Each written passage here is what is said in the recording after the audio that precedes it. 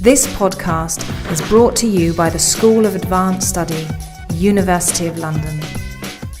So thank you very much for organizing this so interesting event. I am learning a lot, and thank you for inviting me, of course. So my talk will be a bit different from the others. Most of you scientists and have offered us fantastic experiments and have undertook with subjects.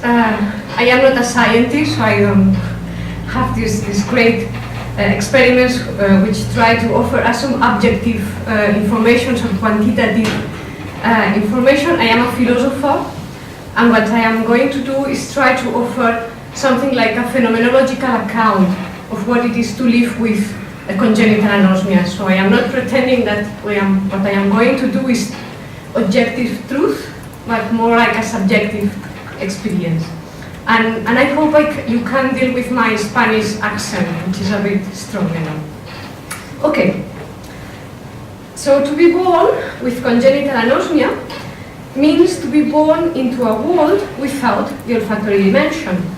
I cannot perceive smells. I have never had any experience of perfumes or disgusting stenches, and therefore, in my subjective perception of reality, they simply do not exist. The world does not smell. And in my subjective perception, I do not have the sensation that the world I perceive is incomplete, that the objects have qualities that I cannot reach. The world that presents itself to me seems complete. When I approach the cherry tree that I have in my patio, I see its form and its colors, the white flowers, the red fruit. I hear it move when the wind blows. I can touch and feel its bark and taste its sweet cherries. The tree seems complete. I do not have the sensation that there is a hidden part of the tree that escapes me. Neither do I have the sensation that I lack a sense, a window into reality, that something in my body or in my brain does not function properly. And because of all that, it would have been impossible for me to come up with the improbable idea that everyone else can perceive another dimension of reality, which consists of volatile chemical particles that are perceived in the mere act of breathing. Perception of smells sounds as strange to me as the echolocation system of bats, or some birds' capacity to align their flight with the Earth's magnetic field. It's something I cannot experience. I have to trust your word that you are really smelling. Let me just ask you to imagine a brief piece of fiction. Let's imagine that a small group of people, all born with some kind of hereditary anosmia, emigrate together to an island and do not have any more contact with anybody who can smell. Years and generations pass. They would have an anosmic culture, and therefore they could not have words for smells. They could not produce perfumes. They could cook and eat very differently. Children would not play with stink bombs. Schools would be desperately ineffective against these people and eventually may evolve another defensive mechanism. Repulsive stenches would not be a problem. And many aspects of life would be very different. And they would not suspect that others exist until one day a traveler arrives on the island and tells them about marvelous sensations they cannot perceive. So the only thing that can free us anosmics from our island is the words of other people. What makes me aware that my perception of reality is incomplete is that other people talk about sensations that I cannot share. Their stories reveal to me that I lack something. Thanks to talking with them, I have come to understand that I am missing information about what goes on around me and that I am missing emotional experiences. So I know that when I aesthetically admire a landscape, there is a form of beauty that I cannot reach, and also a form of ugliness. Being conscious of all that, I ask myself in what ways not being able to smell changes my experience of the world, makes me live in a different way, or perhaps has psychological consequences I do not suspect.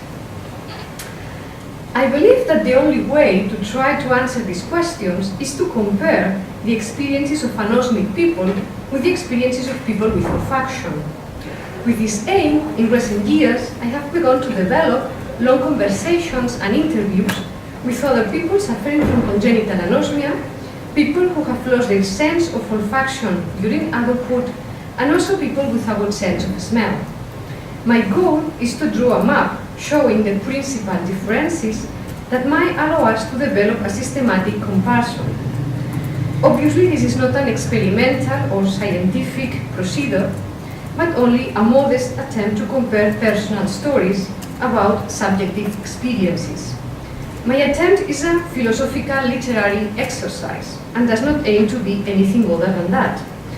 But I hope it will help to formulate meaningful questions or to indicate interesting fields of research, which would then need a properly scientific approach. In the first part of this talk, I will describe how I became aware that other people could smell, and in the second part, I will examine the consequences of anosmia in different areas of everyday life. So, okay, becoming aware. I was born without olfaction, as I told you, but nobody noticed. As a child, I visited doctors several times and went through different examinations, but my sense of smell was never tested. My family simply did not know that a child could be born without olfaction, so they never thought to check it. As a child, I did not have the sensation that I lacked anything. But as time went by and I grew up and could understand what my family talked about better, I began to realize that when they mentioned certain things, I did not know what they were talking about. My father used to come home after work, enter the kitchen when my mother was cooking, and say that it smelled very good. My mother often asked me to throw the garbage away because it stank. What were these smells people referred to? What should I do to perceive them? I saw people breathe in, and I did the same, but it brought nothing interesting. I had an uncomfortable sensation. I was puzzled and disappointed, but I was not able to articulate these feelings in words. I did not know what questions to ask. For me as a child, and I think this is probably true for all children, arriving at the idea that other people perceive the world in a different way was very difficult. To understand that I could not perceive some qualities of reality that everyone else could required a very sophisticated exercise in abstraction. At this point, let me tell you an anecdote that when I heard it, it helped me to understand my own experience. Maria Cruz, who is the mother of a good friend of mine, now in her 80s, was born deaf in one ear, but nobody noticed. The girl grew up with apparently no problems, and nobody in the family perceived anything strange about her. Until one day, all the family were having lunch together, the parents and all the children, and the girl, who was 8 or 9, suddenly posed a question that left them all thunderstruck. The question was, why do we have 2 ears if only one of them really works? The girl was able to notice that she could only hear with one ear, but she could not imagine that this was a particular problem of hers. She thought it happened to everyone. I also believed that my perception was normal, that it was natural, and I found it very strange that people talk about things I could not perceive. For me, there was a succession of different small moments of confusion, but there was one I can still remember very clearly, with all the puzzlement I felt. I was 8 years old, and it was the first time I spent some time away from my family. My parents took me to spend a few weeks at a summer boarding school. The weather was typical for a Mediterranean summer, very hot and humid, and we children spent all day running and playing. One day, one of the teachers discreetly called my attention to the smell of my feet. I felt completely confused. I did not perceive any problem with my feet, so I could not understand what the problem was for her.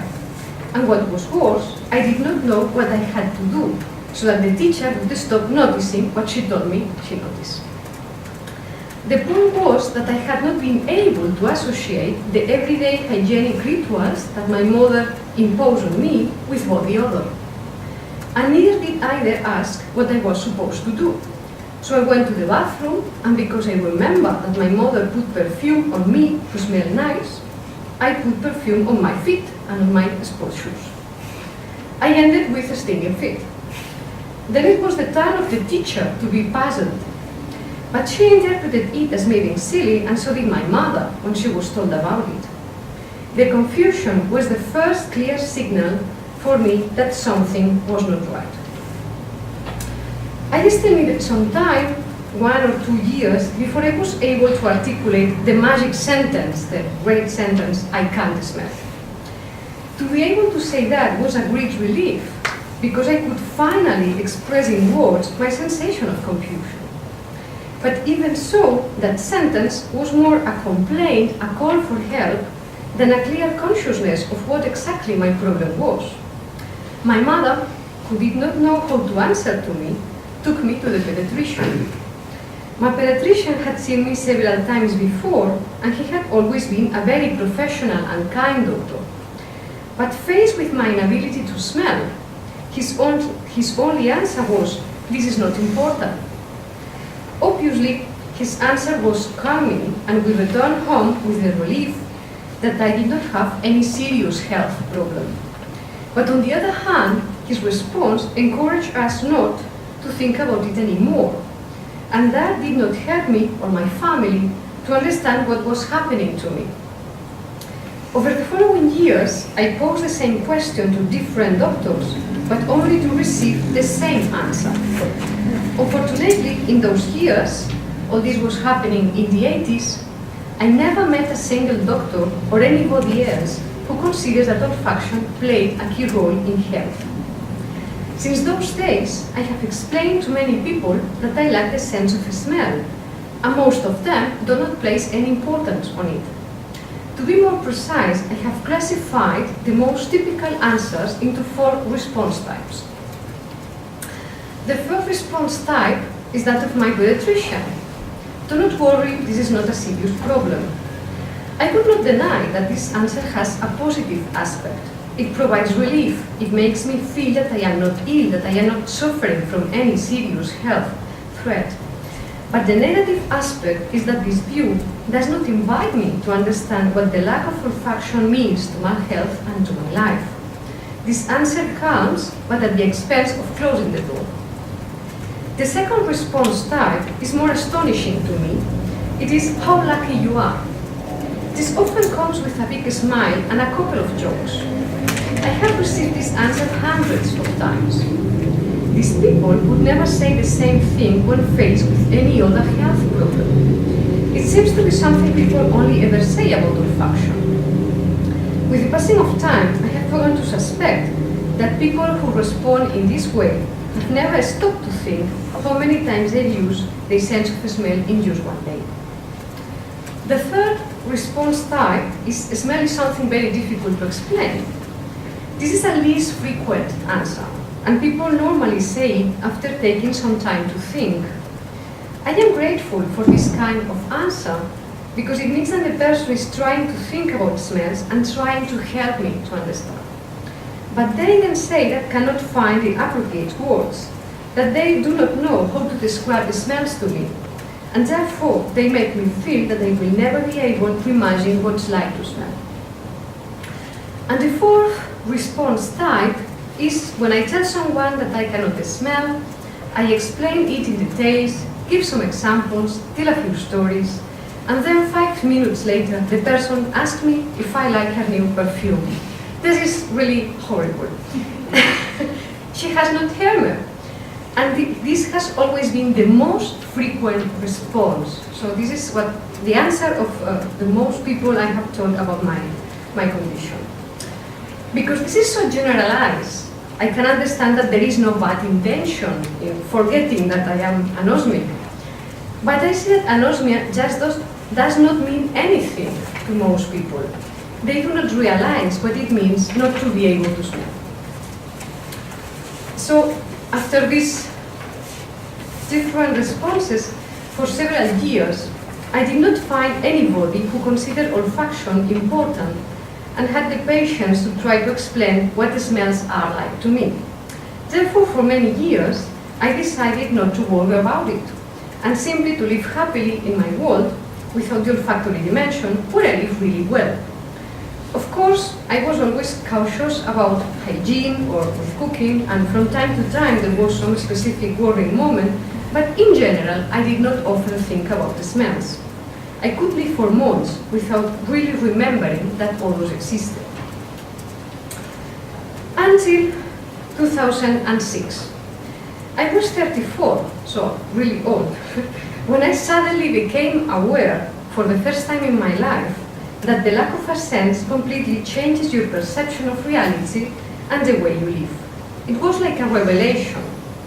I was staying here in London and beginning a research project on the aesthetic appreciation of natural landscapes, and I was reading about perception. I began to read about deafness, and it was then that I understood that the lack of a sense changes your relation to the world. And then I suddenly thought about anosmia. It was the first time that I really thought about it. I began to link ideas, to remember experiences, anecdotes, and talks, and suddenly many things made sense. So I then stopped the research I was working on and began to read and write on anosmia as a way of thinking about it for myself and of telling others about it. As a result, in the year 2010, I published a novel about anosmia. It's written in Spanish, and the title in English should be something like "You Will Never Know How That Smell." I have also published a few articles on anosmia, and thanks to that, I have begun to meet people who are interested in olfaction, like all of you. So I am now really happy that I have found people to talk about all these questions. Okay, if my personal process of dealing with anosmia has been so long and difficult, in part it's for one simple reason. Our Spanish health system, with the exception of a few doctors, does not take olfaction disorders seriously. And I think that the same happens in many countries. In the first place, if I had been subjected to olfactometry when I was a child and I had been diagnosed with anosmia, I would have saved myself the long and difficult process of becoming aware of it by myself. And in the second place, if I have received some instructions on how to live without olfaction in a world of smells, or if I had been offered some kind of help, I would not have felt so alone with this. Okay, so what can I offer now to foster reflection on anosmia so that society is more aware of this? I think that the best I can do is try to describe the consequences of anosmia in different areas of everyday life. And that is what I'm going to do now in the second part of this talk.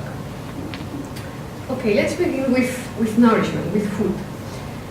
Another long process for me was to become aware of the fact that I do not perceive food as other people do. I needed really a lot of years to understand that. When I have lunch, I perceive a lot of information about food. I see it, I hear it, I notice taste, temperature, texture, and this whole mass of sensations need not invite me to suspect that I was missing another element, let alone the most decisive element of flavor. I only understood that I was missing the aroma of food by drinking tea. When I was a teenager, I had a great fascination for tea shops, where people gather to drink tea. I enjoyed spending hours with friends talking in these places that were done up to look exotic and filled with the promise of tastes from far-off lands. But every time I drank my tea, I feel deceived, because in my cup there was only plain water with sugar. What happened with the other people? They were enjoying it so much. Why? So where was the problem? When I grew a bit older, I discovered that the same happened with wine. I read the labels on the bottle, which are a great literary genre, with fantastic poetical descriptions of taste, and I imagined the vineyards in the sunshine, all oak barrels in cellars, but when I drank, I only noticed a bitter sensation that was not particularly pleasant. After all these experiences with tea and wine, I came to understand that my perception of food had to be similar. The problem was that to compare my sensations with the sensations of other people turned out to be extremely difficult. Thanks to talking to doctors and reading some books, but this has been a very difficult process, I have more or less managed to understand how sensations work. As you all know, and one of you have told us really very interesting things about that, what we call the taste of food or the flavor of food is the result of many, many different sensations. But people perceive all this different information together as a whole, and they find it difficult to differentiate each particular sensation, and it's difficult to talk about that, and for me it's difficult to compare what they are feeling and what I am feeling. One of the people who tried to explain the role of smell in food to me is the landscape architect Carme Ferrer, who has participated in the design of several smell parks in Catalonia, and claims that smell is usually responsible for 80% of the pleasure of eating. She told me that the smell of food, particularly of frying onions and tomatoes, which is something very typical in Spain, awakens her appetite, and that a bad smell takes it away. She says that sometimes she cooks a cake not only to eat it, but because of the smell it gives her home, and because that the smell is an anticipation of the pleasure of eating. And she complains that when she has a cold and cannot smell properly, the sensation is similar to having lost her sense of touch in the mouth.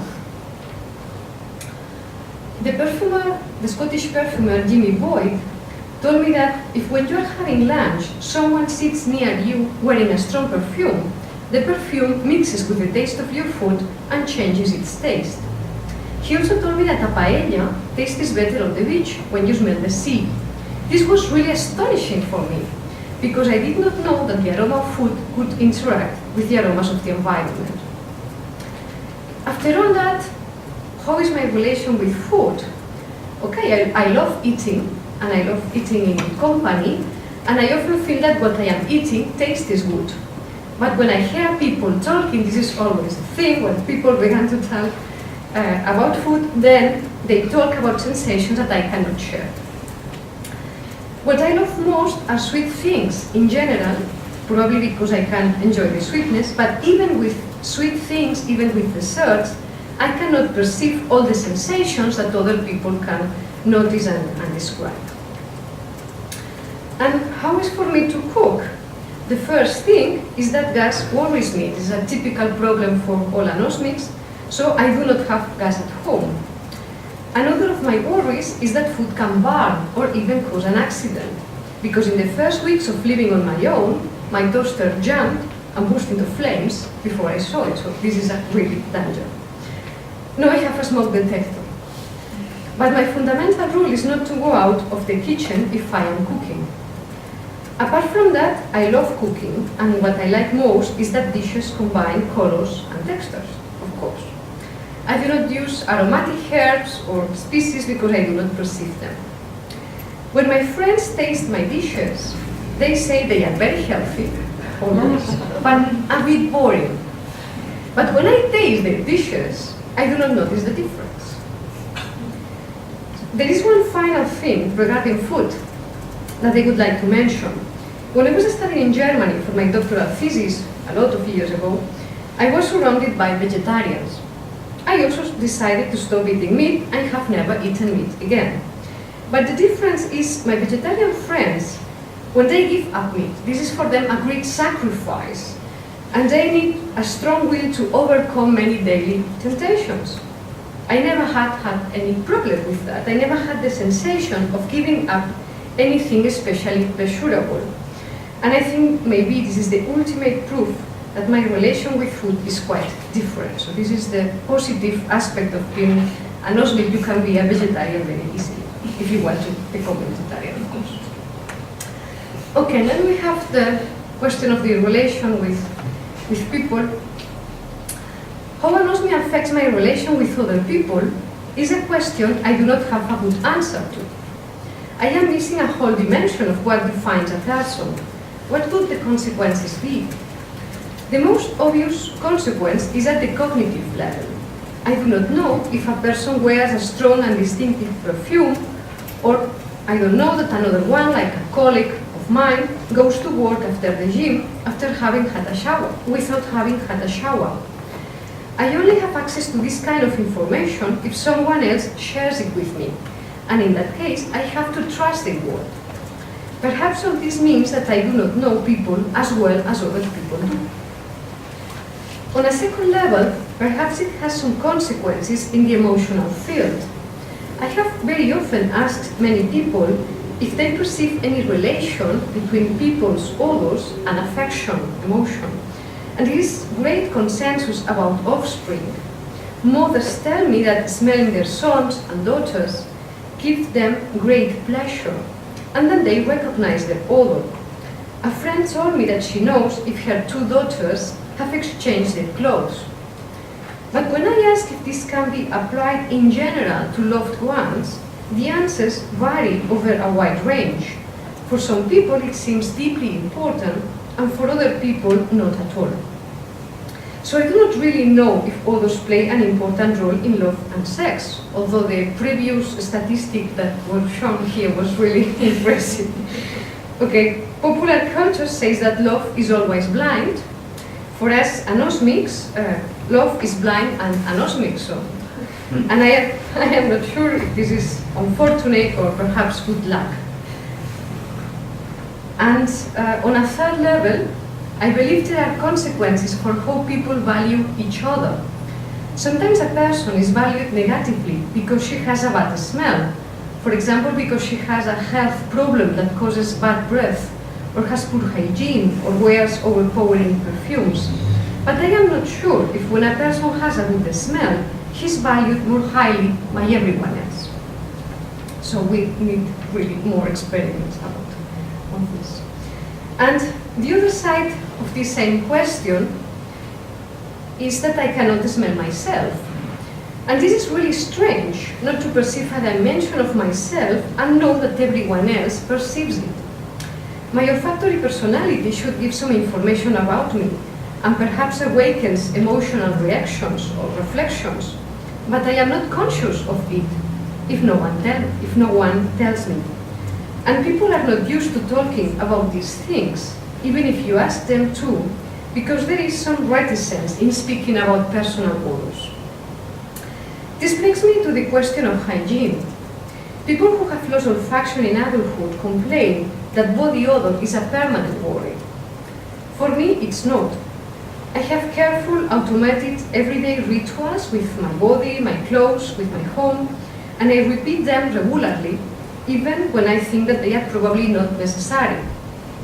But at the same time, I have assumed that if on a hot and sticky day I smell bad, okay, this is simply bad luck and nothing really bad is going to happen, so it's not a big problem.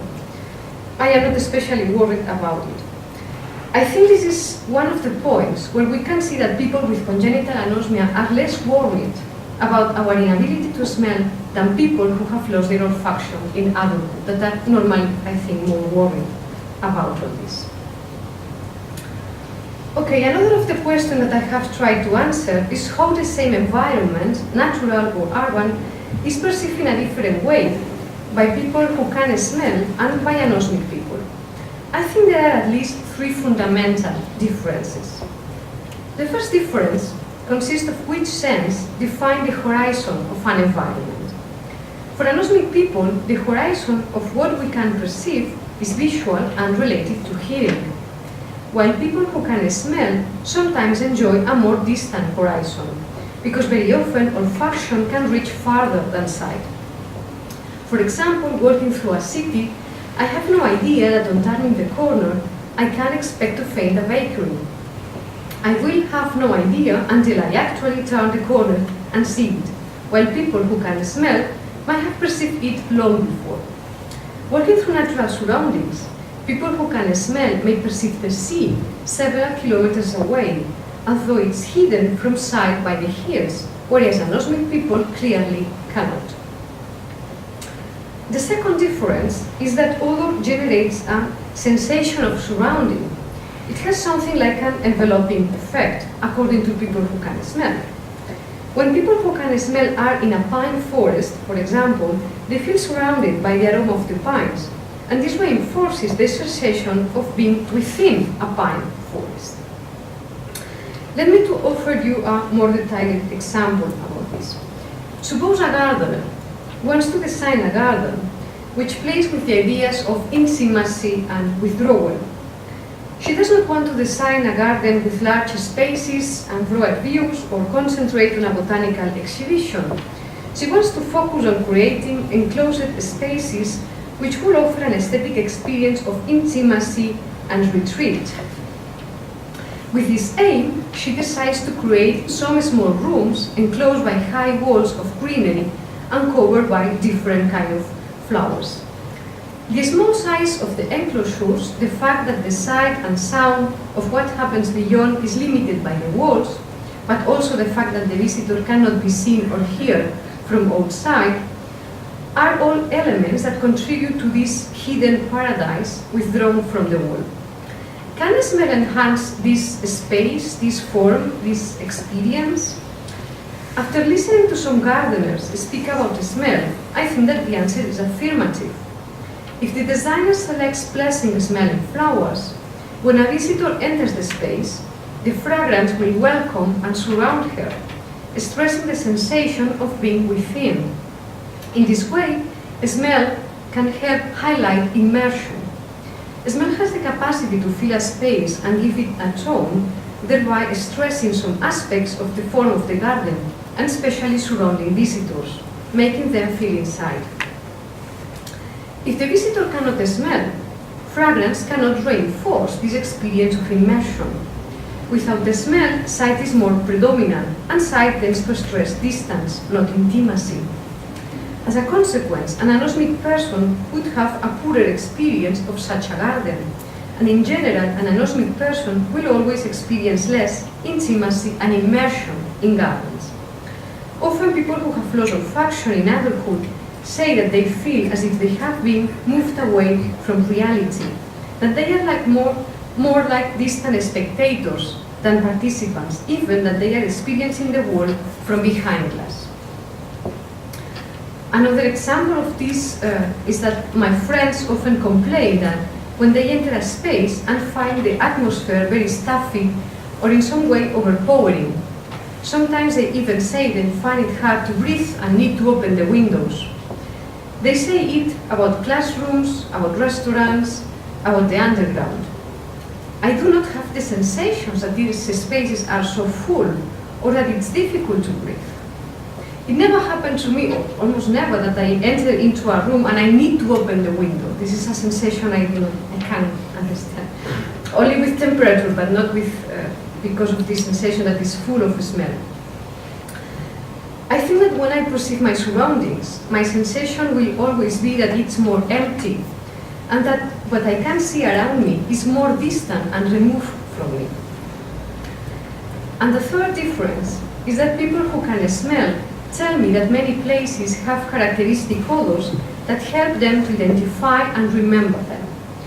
We all create our own emotional maps of the places we love or the places we hate. For people who can smell, odor is a fundamental element on these emotional maps.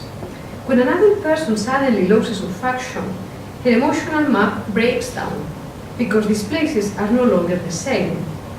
That is, when someone loses olfaction, they not only lose a source of information about places, but also a fundamental key in their emotional relation with them.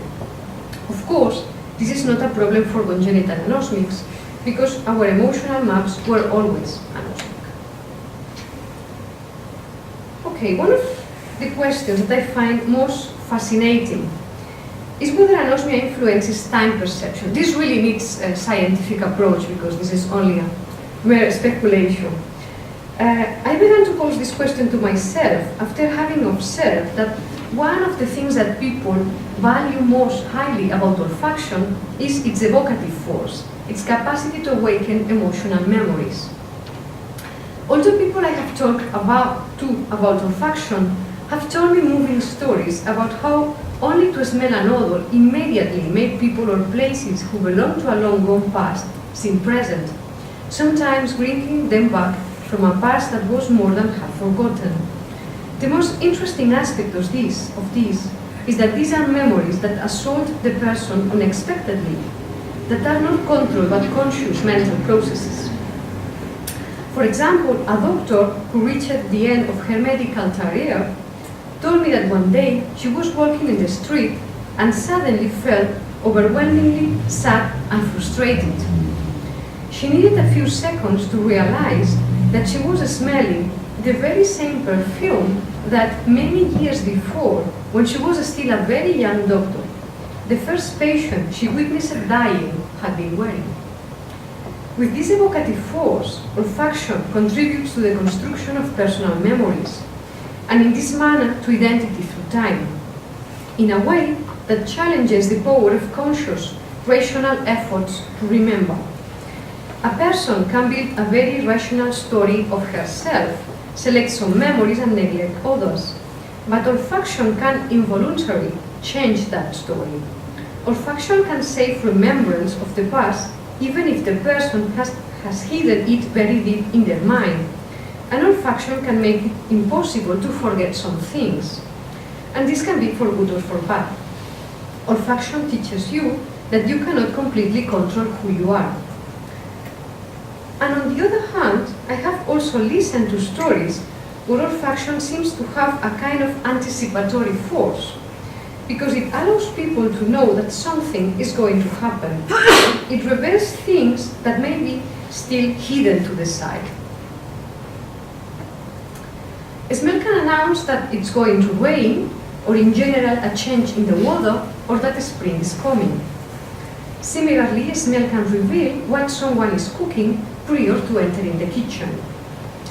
With respect to food, the factor of anticipation seems to be very important, according to people who can smell.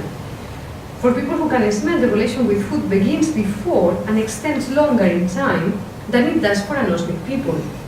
Olfaction allows people to perceive the aroma of food while it's been cooking and awakens the pleasure of eating before it really begins. Olfaction functions as an invitation to eat. We could even say that it plays the role of temptation. And after that, during a meal, olfaction plays a fundamental role. And after finishing the meal, smell makes it possible to continue enjoying the aroma of the dishes, the place, and the surroundings. In this way, olfaction extends the whole food experience in time. I think we could also relate this anticipatory force of smell to these strange stories that sometimes appears in the news, claiming that cats or dogs seem to know when a person is ill or when a person is going to die.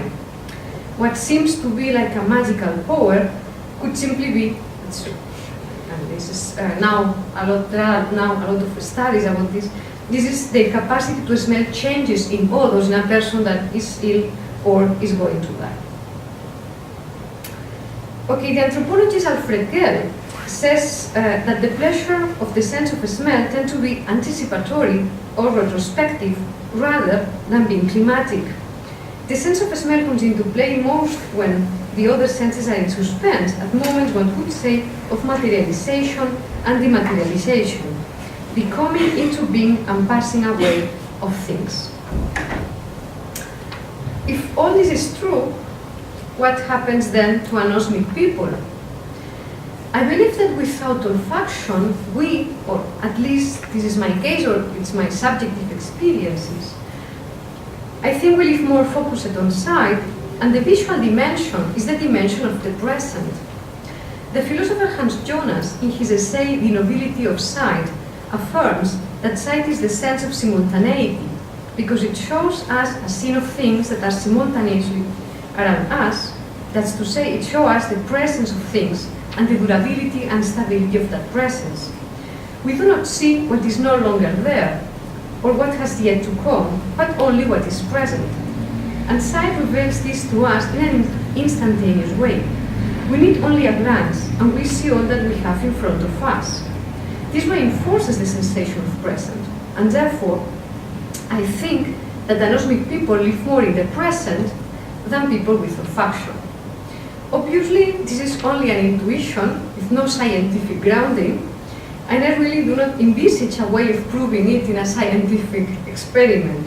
But I would certainly like to ask the scientific community hear what they think about it. Okay, another area is the aesthetic appreciation. Through almost all the history of aesthetics in Western philosophy, from Plato to the 1970s, almost every philosopher has said that aesthetic appreciation is based only on two senses, sight and hearing. That's to say, when we perceive a garden, we perceive it through all our senses, but at the moment of appreciating it and pronouncing an aesthetic judgment, at the moment of saying this garden is beautiful, only sight and hearing come into play. Olfaction, taste and touch have nothing to add. The reasons that philosophers have given to justify this thesis have been many and varied, and I am not going to explore them now. In general terms, what they have done is to establish a hierarchy of the senses. Sight and hearing have been considered the cognitive, intellectual senses, whereas olfaction, taste and touch have been viewed as inferior senses. This dualism is an echo of the traditional dualism between mind and body. Aesthetics is considered a pleasure of the mind, an intellectual pleasure, not a bodily pleasure. And philosophers thought that only sight and hearing allow this rise from the biological pleasure to the cognitive pleasure, because olfaction, taste and touch are too closely tied to biological needs, too closely tied to our body. Okay, this thesis was accepted for centuries, and only in recent decades has it been brought into question. Since the 70s, some philosophers have begun to discuss this old conception of aesthetics and defend the idea that aesthetic appreciation is based in all our senses. For example, Jean Drobnik has applied this idea to contemporary art, Caroline Kosmeyer to food, Barry Smith to wine, and Yuriko Saito and Emily Brady to environments and also in everyday aesthetics. There are, of course, other philosophers trying to do this same work. So finally, we have now a scenario where we can ask what role of olfaction is in the aesthetic value of things. And my question is, when we anosmic people look at a garden or a forest without noticing the smell, do we find them more beautiful or uglier? So how this anosmia, which is the role of anosmia in this aesthetic perception of, for example, natural environments? That is to say, what differences are there in aesthetic appreciation with and without smell? I would like to recount you two examples that particularly draw my attention. One is about aromatic herbs. Near where I live, there is a big public park with lots of aromatic Mediterranean plants. Visually, they are not very beautiful. Visually, there are many other far more interesting plants because they have more elegant forms or bigger flowers or brighter colors. Aromatic herbs tend to seem a bit boring to me. Nonetheless, for people who can smell them, they have a special aesthetic value and they are really very often used in all kinds of gardens. This value that almost everyone gives to aromatic herbs makes me think that if I could smell, some things would seem more beautiful to me. I think I could say the same about many natural settings and also about food, tea and wine. But sometimes what the opposite happens. One day, walking with some friends in a forest near Barcelona, my friends began to say that it really stank, and soon we found a dead fox decomposing near the path. To me, a dead animal is something sad, but for my friends, it was not a matter of sadness. They said that the stench produced an unpleasant bodily sensation that made it impossible for them to continue enjoying the place. We had to leave. In my case, I could see the dead animal, but it did not produce any unpleasant bodily sensation, and it did not spoil the beauty of the forest. Because of that, I believe that to be anosmic means that the world seems not so beautiful and also not so ugly. I believe that, aesthetically speaking, the world seems less. But the question of the stench interests me in a special way because I am not sure I understand what a stench is. People who can perceive it describe it as something bodily unpleasant, which can produce a very strong physical reaction and make them feel sick. So I really would like to know what exactly a stench is. And I ask myself if it has an equivalent in other senses. If we compare olfaction with sight, is there any equivalent to a stench? Is something ugly equivalent to something that stings? Or is perhaps something disgusting or revolting a more exact equivalent? But in any case, I think that there are two big differences with stenches. The first difference is that if I see something disgusting, I can look in another direction and the problem is solved. In contrast, when people smell something that stinks, they cannot smell in another direction.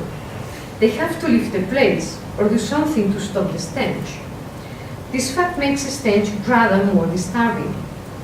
The second difference is that the stench can fill the whole space and even impregnate clothes and the skin of the people there. When I have spoken with doctors about this question of stenches, they have explained to me that the strong reaction people have when faced with a stench has a biological function. A stench is an alarm signal for a possible danger. One of the functions of olfaction is to detect spoiled food, toxic substances, smoke, fire, and because of that, a stench generates a strong bodily reaction that only abates when the person moves away from the source of danger. In this sense, a stench has similarities with the function of pain. We anosmics live in a world where nothing stinks. At my neighborhood community meetings, the start topic is always bad smells. Everyone complains about stenches, and there are, for me, fascinating long discussions about the exact nature of these stenches and where they come from. I am the only one in the whole building not to complain about that. At the university, my colleagues complain about bad smells in the classrooms, the toilets, the permanent smell from the kitchen that seems to be omnipresent through the faculty. And there are many other occasions where this happens, in public toilets, on the underground. Perhaps I could say that for anosmic people, the world seems cleaner. The disadvantage is that I have the sensation that if there were any danger, we would not notice it in time. We could be surrounded by danger without noticing. Some years ago, I attended a conference at Edinburgh University entitled Sensory Worlds, Environment Value and the Multisensory, and I listened to a talk by Nick Rush-Cooper about tourist trips to the exclusion zone around Chernobyl. Although it may seem very reckless, there are rich tourists who pay a lot of money for a walk into the exclusion zone. This place still suffers from highly dangerous radioactive contamination, but the speaker argued that it's very difficult for people to be aware of the danger because they do not perceive radioactivity with their own senses. They know that radioactivity is there because they see it registered on the measured equipment, but they cannot see it, hear it, or smell it, and therefore they do not have a clear awareness of the danger. In a similar way, sometimes I think that I could be in a place with lots of dirt, contamination, and dangerous substances and not be aware. So probably the world seems to me a cleaner and safer place than it really is. So as a conclusion, I would say that when the world lacks a dimension, like the olfactory one, the world seems a bit emptier and a bit poorer. There are fewer stimuli, fewer things happen, and the world seems cleaner and safer than it really is. I also have the intuition that the world has fewer temptations to us, for example with food and beverage, and also that contains fewer nuisance, because we do not feel so disturbed by dirt or contamination. Neither do we receive unexpected visits from our own forgotten past. And what we can perceive in a given setting is also less. Our spatial and temporal horizons are smaller. Perhaps we could summarize all this by saying that there are many things in the world that cannot reach us. Of course, as I said at the beginning, all these ideas are only intuitions, suspicions, speculations, anecdotes that I have tried to put together in a systematic way, but that do not have any scientific foundation. Therefore, the only way to finish this talk is to ask you to continue studying olfaction and its disorders, to study it in a biological and medical way, and also psychologically and anthropologically, and from every possible discipline.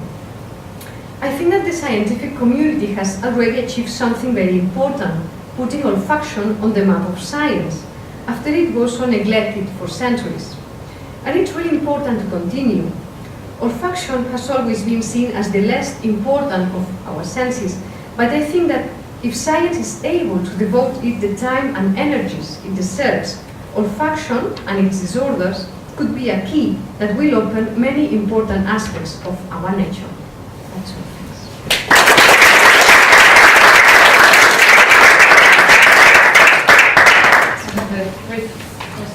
Comments by Keith Wilson. Yeah, I'll try to make it fairly short because I know we're running a bit.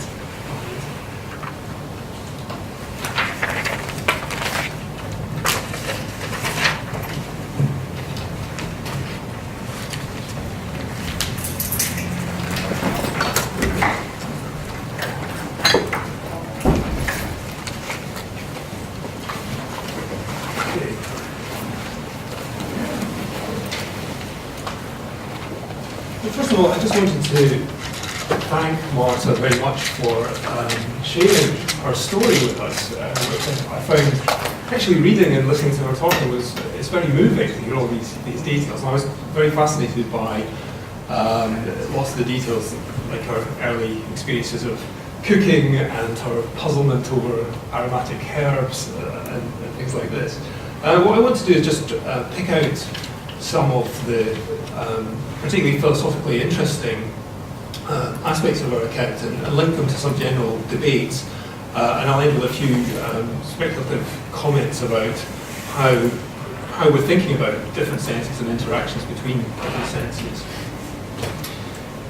So I think it was very interesting that the first way that Marta's anosmia manifested itself was as an inability to understand certain kinds of talk, the cooking smells delicious and so on. And in a sense, not being able to grasp certain concepts and certain things that people were expressing. So realizing that her family mentioned certain things and she just didn't know what they were talking about. And one of the things that's striking when thinking about the lack of a particular sense, we tend to think of all the things we would miss and what would be lacking in our experience. But Marta's experience is, the world doesn't seem to be lacking. There's nothing obviously missing, and perhaps that shouldn't be surprising because we don't ourselves miss the lack of senses like X-ray vision or seeing in ultraviolet or infrared or echolocation. There are lots of aspects of the world which we're just blind to, and so yes, that's perhaps something we should not be surprised about.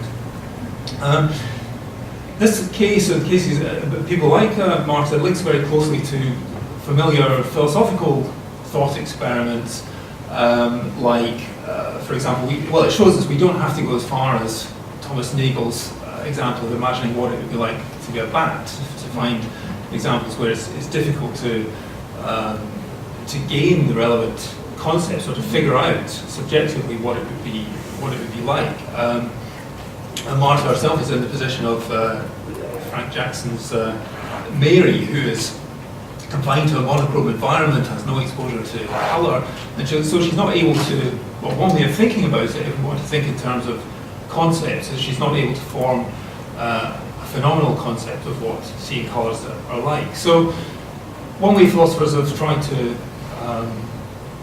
explain this is there may be certain kinds of concepts which are only available from a certain perspective or a certain view on the world, or possibly you have to have a certain kind of experience to gain those concepts. So that connects with a lot of discussions in philosophy. Marta said what she wants to give us is a phenomenological account of olfaction, and I think this is really important when we're dealing with, it's very important to do the science and the experiments and think about philosophical distinctions, but we really need to get the phenomenology of the experience right. It actually turns out today is the birthday of Maurice Merleau-Ponty, famous phenomenologist of perception. And yeah, I think what's remarkable is Marta's been able to give such a detailed account of aspects of the phenomenology of smell without herself being able to smell. So I just want to highlight some of the things that she mentioned. So the idea that smell typically forms part of the background of our experience. It's not something that a lot of us are aware of all the time, although it can jump to the foreground when we're struck with a particularly strong or novel kind of smell. The idea that olfaction extends the spatio-temporal horizons of our senses, so it gives us a wider scope, but also extends our experiences over time. So we're aware of stimuli before we encounter them, or after they've gone. So it gives us a sense of continuity. And she mentioned the surrounding or enveloping effect of odours, and also the fact that they seem to occupy or fill space. It's not just that we're getting the sensations, but they actually seem to be physically occupying the space around us. And she mentioned the idea that the world seems emptier somehow, she feels, to an anosmic. It also contributes to our sense of place and location, so tying in with memory and again continuity, knowing where we are.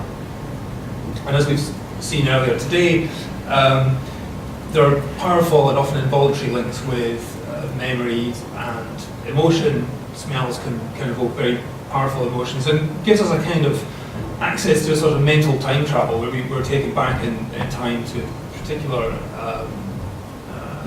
episodes that are evoked by a smell. And also today we've heard about the combination with taste to produce flavour, and that's not just a matter of modifying the percept so that we're getting a combination of what our taste and smell receptors are telling us, but it also extends and changes the nature of the experience over time. The evaluative dimension, I'm not going to say much more about that, but it's very natural to talk of good and bad, or pleasant and unpleasant odours. That's clearly very complicated because certain compounds in very small quantities might smell, or as part of a flavour, be quite pleasant, but in larger quantities they may be quite unpleasant, and there are lots of complicated relations between those that have been highlighted by some of the other speakers. And of course, the fact that smell can provoke extremely visceral reactions. So we can get very strong reactions from visual and auditory stimuli, and we tend to try and block those out if we find them unpleasant. But there's something about smell that it literally gets inside us, and we can have this very visceral disgust reaction or very strong reactions. So there's something very distinctive about that phenomenologically as well. So what I want to, this is the highly speculative bit. The way that Marta framed her discussion was a world without the olfactory dimension. And I'm not sure whether, maybe she just means that in a metaphorical way. I don't think she's committing to thinking of it any more strongly, but I think I take it as an invitation to sort of think about the idea of dimensionality and whether there is an olfactory dimension, and if so, what is it a dimension of? So typically, we think of dimensions in mathematics, for example, as being orthogonal to one another. So spatial dimensions are all at right angles to one another. They don't affect one another. But clearly, in sensory modalities, there is a large degree of interrelation. And so if we think of dimensions of experience, as sort of internal dimensions of taste and smell and so on, they're not quite these sort of orthogonal dimensions, but they're to some extent separable, but they affect one another in lots of complicated ways that people have been talking about today. On the other hand, we might think of them as an external dimension of reality. But of course, it's not really that, I mean, philosophers disagree about what the objects of perception are, so some think there are different objects for each of the senses, but the objects that are out there in the world are unified or united, and our senses give us access to different aspects of that united or that unified reality. So it's our access to reality that's divided, not the world itself. So, and we can anticipate through smell, for example, the baking of bread, and we can encounter that visually and by tasting it and so on. So external dimensions don't really seem to be what's going on here either. So a lot of the interesting questions, I think, arise in terms of if we think about the addition or the removal of a particular modality. It's not just an additive effect, it has a transformational effect on the remaining modalities. So it's not like just adding another dimension to a space, but it kind of really changes the geometry or the topology of that space.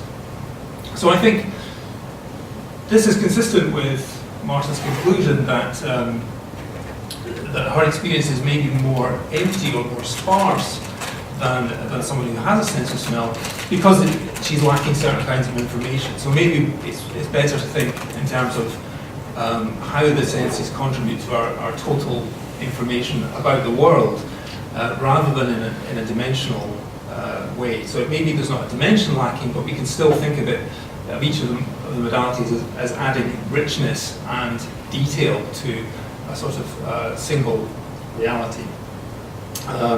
Marta also raised lots of interesting questions about the hierarchy of the senses and so on, but I'm sure you want to pick up on some of that in the discussion. So thanks.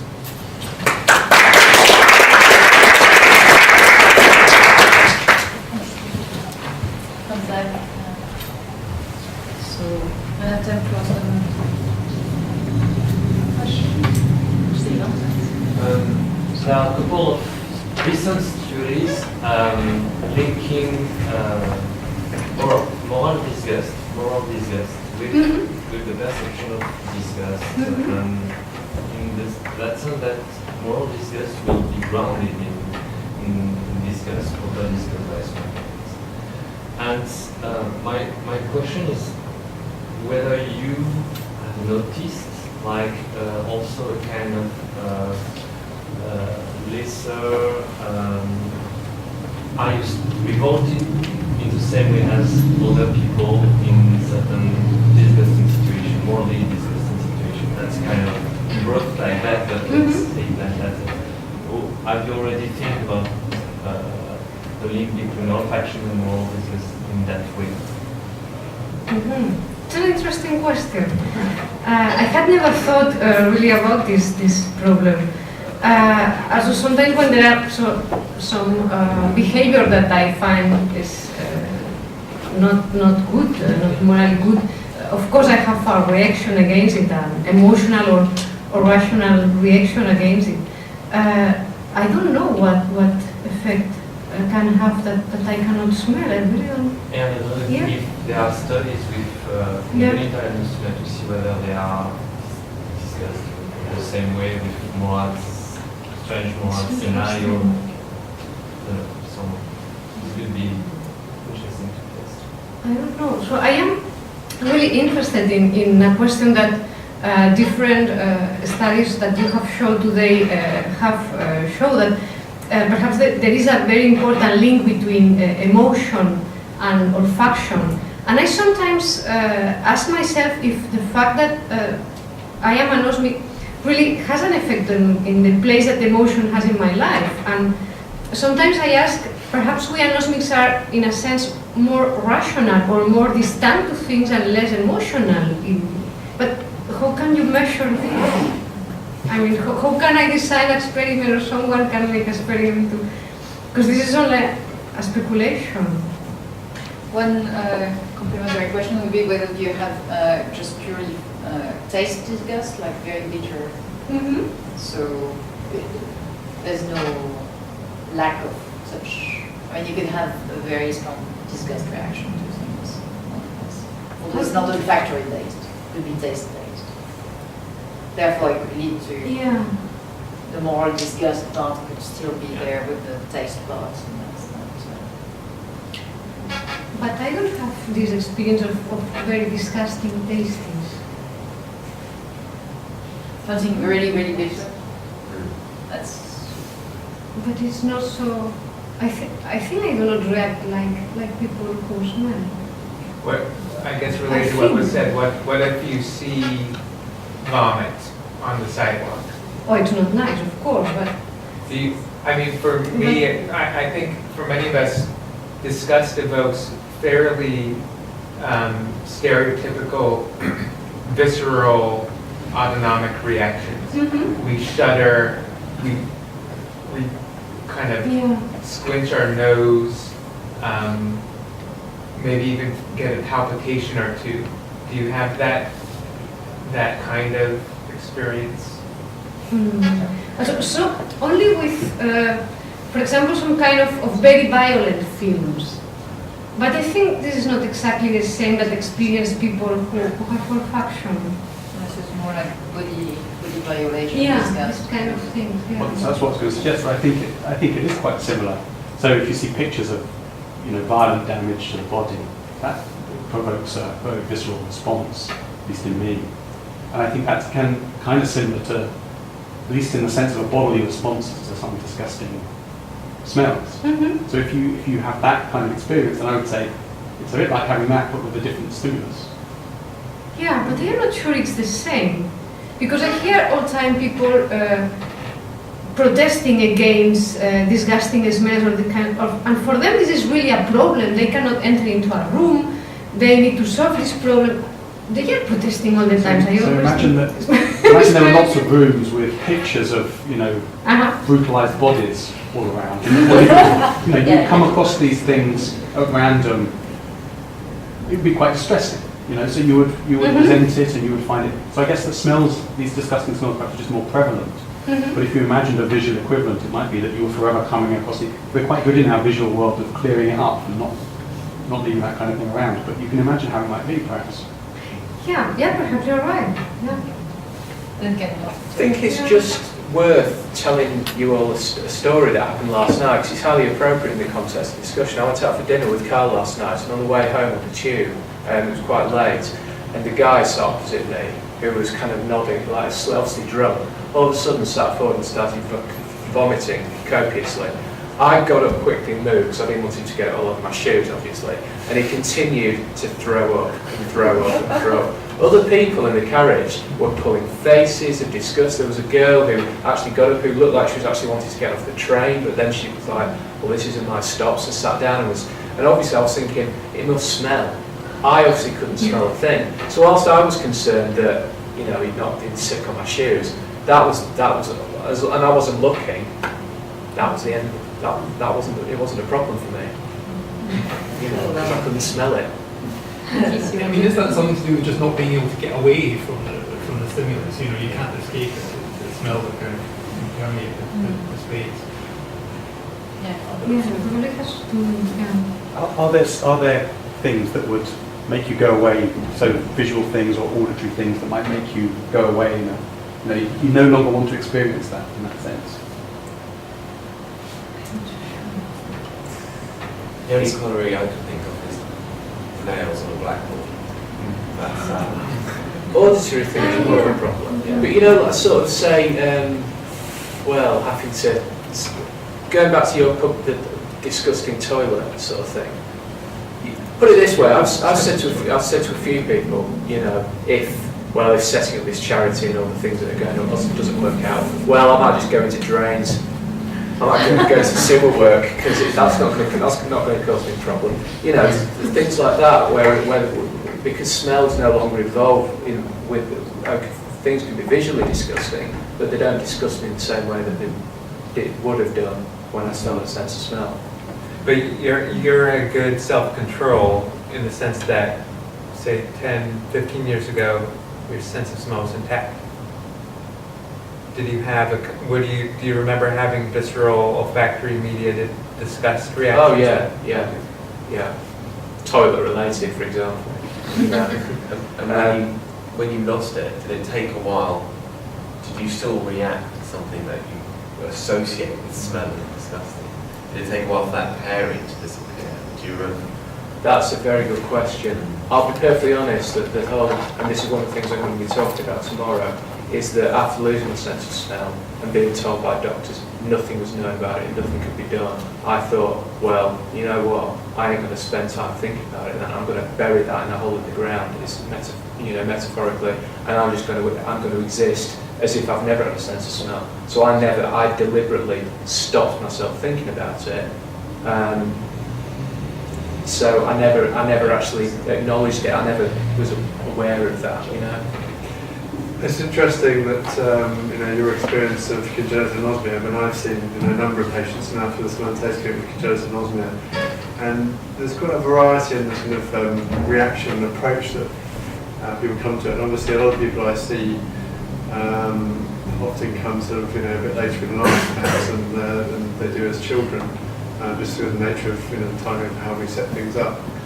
But some people are very frustrated that I don't have a solution for them, and they really kind of rally into the fact that they're missing out on something. And yet others are quite sort of placid about it, and actually, just I'm quite happy for you to, sort of give me that diagnosis, give me that sort of finality, and to move on. So I have seen quite a range of emotional kind of response to that situation, just in the context of congenital anosmia itself. And just to add to that, I've come across a few congenital anosmia sufferers who are actually quite militant. It doesn't cause me a problem. This isn't a problem. It's it doesn't cause me. This sort of attitude of screw the rest of you. It's I can manage without it, like this. So yeah, there is a huge range. It's interesting. Because it's really difficult to manage. Because for people, you are exception. But normal people find it very difficult to speak about olfaction and don't have the patience to describe the smells and compare experiences. So when you are born with congenital anosmia, it's really difficult to find people to speak with. I think that points quite well to the fact that, certainly I say this from a British perspective, and perhaps not quite so much from a wider European or other perspective, but I think culturally we're quite sort of poor about the subject of olfaction, just in recognising it in our vocabulary. And you can look at, there are some sort of Amazonian sort of tribes and stuff, they've got multiple words just to describe different aspects of flavour. And yet, we can't even use the word taste properly to understand the context of flavour of food. So I think it's just, the mindset of it in the general public, certainly, what I encounter day to day is it's just so far removed that then engaging people and sort of coming to terms with something the kind of missed connection between what you're perceiving or not perceiving and what they are. I mean, I spent some months last year living at my parents' prior to moving down here in the countryside to help my dad do some building work, and honestly, the number of times I said to my mother in the end, I said, "You've got like some sort of anosmia Tourette's," because the number of times she went, "Oh, doesn't it smell lovely out there?" And I'm like, I don't. She kept doing this. It was like, it's like, I keep telling you, Mum, you must remember, I don't have a sense of smell. That people just don't think of it. On this, let me thank all the speakers and commentators for today's event, and Marta and Lisa especially for the